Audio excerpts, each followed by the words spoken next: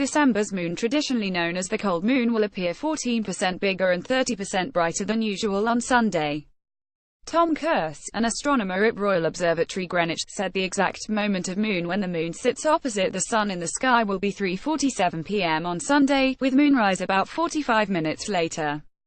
He added, "This year's cold moon is closer to us than the average moon this year, close enough to qualify as a supermoon. According to the widely accepted definition, the moon will reach its highest point above the horizon at midnight local time.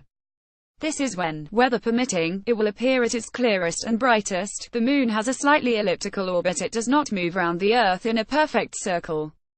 At some points it is about 5% closer to Earth than average, known as perigee, and at others it is 5% further away, known as apogee. The moon will be 222,761 miles from Earth, closer than its average 238,900 miles.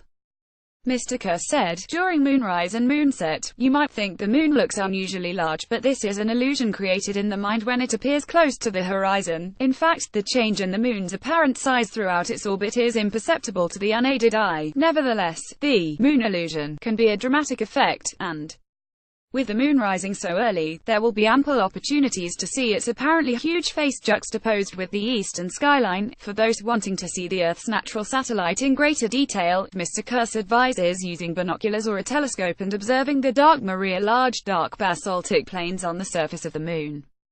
He said, "It's perfectly safe to look directly at the moon. Even with a telescope or binoculars, you can see many of the moon's larger features, although at moon its surface looks rather flat, since we don't see any shadows cast across it until its night side begins to creep into view. However, it is possible to see the dark Maria seas in stark contrast to the brilliant highlights of the moon if you allow your eyes to adjust and pick out these ancient volcanic floodplains, once filled with lava. The first supermoon of the year was visible on January 12, and the second was on November 3.